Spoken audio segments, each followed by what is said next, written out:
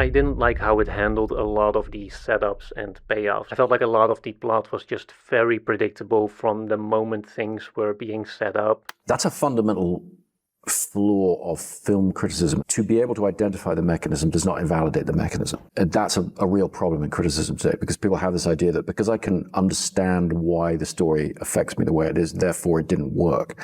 That's not how storytelling works. Did Christopher Nolan just call me out?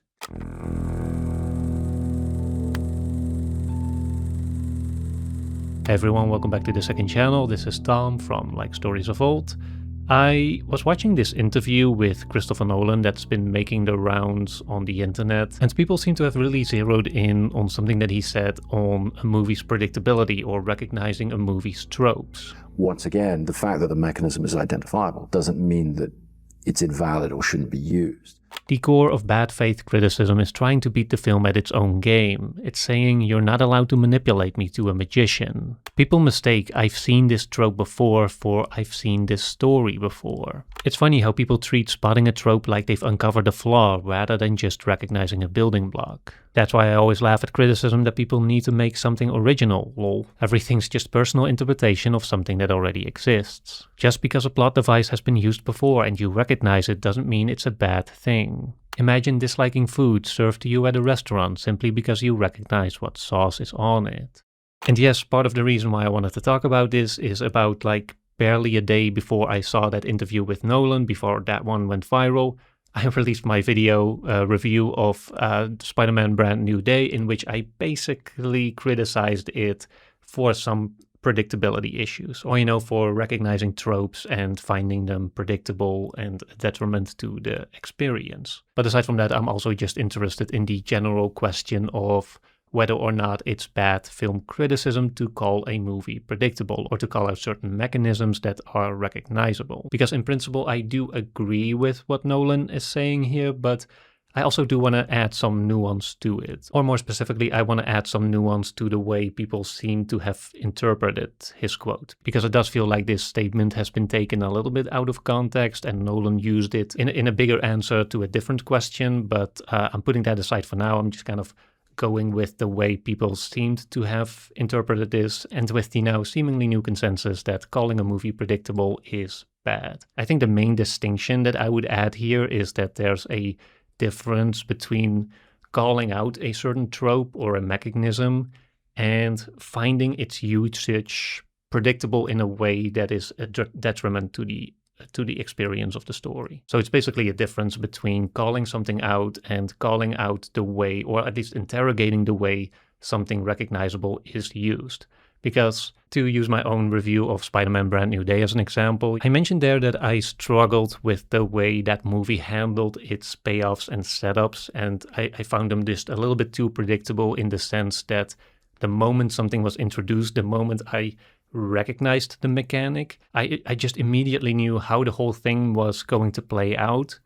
And more than that, the way it ultimately played out didn't add anything to kind of subvert or add to my expectation of it. So I said that I found the whole thing with the chip that Spider-Man puts in the back of his neck a little bit too predictable in the way, that immediately sets up some kind of arc where at the end of the movie, he's going to take it out again. He's going to embrace the change that is at the thematic foundation of that movie.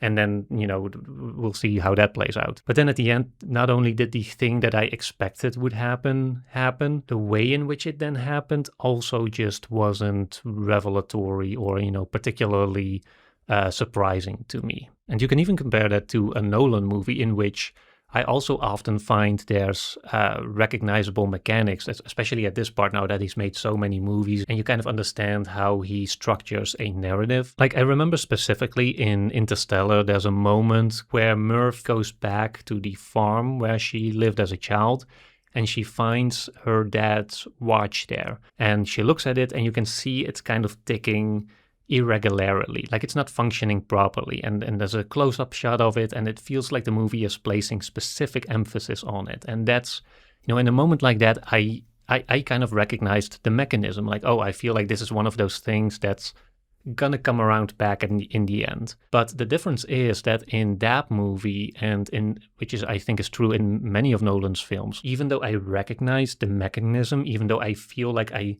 can see what Nolan is setting up, that's not the same as seeing the whole thing play out. And that's not the same as still being surprised at the end by the way it plays out. Like in both Interstellar and Tenet, I didn't fully see the full picture until Nolan wanted me to see it, at least not on the first time I watched it. And I think The Odyssey in particular, I think it made such an impact on people in part because that revelation was something that final revelation where, the stacking of Troy, the true meaning of it was revealed. That to me felt like it came out of the blue while still feeling like a natural conclusion to the narrative that we've been watching. And in general, that's also the tricky thing about a plot twist, right? It has to feel surprising. It has to feel like something you didn't see coming. But at the same time, it also has to feel like something that you absolutely should have seen coming. Something that feels like, oh yeah, that's the only way this could have gone. And it's crazy that I didn't see it before. Here you can even argue that it's important to recognize the mechanism because with a plot twist that just comes completely out of nowhere, that feels like it's just a complete 180 from the narrative that you've been watching, that also isn't satisfying. It only feels satisfying when you feel like you had the pieces to solve it, but you didn't until the movie wanted you to see it. And more generally, because this isn't just about plot twist, it's about any kind of narrative mechanism that you can recognize, that the audience tends to recognize. I think Nolan himself also adds a little bit of sneaky nuance here that also distinguishes like good predictability versus like bad predictability, or the kind of predictability or recognizability that we can criticize and the kind that we should just accept for what it is, or even see as a positive, as like a meaningful part of the story. And that's the bit where he says, because I can understand why the story affects me the way it is, therefore it didn't work. Do you see what he said there? There's like a little presupposition in there that the movie already affected you. He's basically assuming that the movie was already effective for you, that it already did what it was supposed to do. And when you then recognize how it did so, that's not worthy of criticism because, it did what it was supposed to do. And so again, to use my own example with the Spider-Man review, for example, the problem for me there was that the way in which the familiar mechanisms were used, like I felt like that bit, like that element of the story was just a little bit lackluster for me. And so that made me go back and ask myself, like, okay, why didn't this mechanism work for me? Like, what went wrong here? And I even made like an inverse statement on the inclusion of the Punisher in that movie, where I felt like, okay, it felt like a little bit forced. It felt like the mechanism that allowed him to be in that story was a little bit too recognizable. And yet, despite all that, I did ultimately find his presence there meaningful on like an emotional level. Like in the end, there was an emotional payoff for me because of his presence there. And so that's why I said like, okay, that to me, that kind of predictability, that obvious use of a narrative mechanism, to me, that was forgivable. So yeah, that's all I have to say on this subject for today. I actually do recommend watching that Nolan interview in full because it's really interesting. And yeah, I just wanted to add some nuance to this discussion because, again, I do find it a really interesting one. It's obviously a big part of my job. And yeah, I hope you found it interesting and helpful. Thanks for watching, and I'll see you in the next one.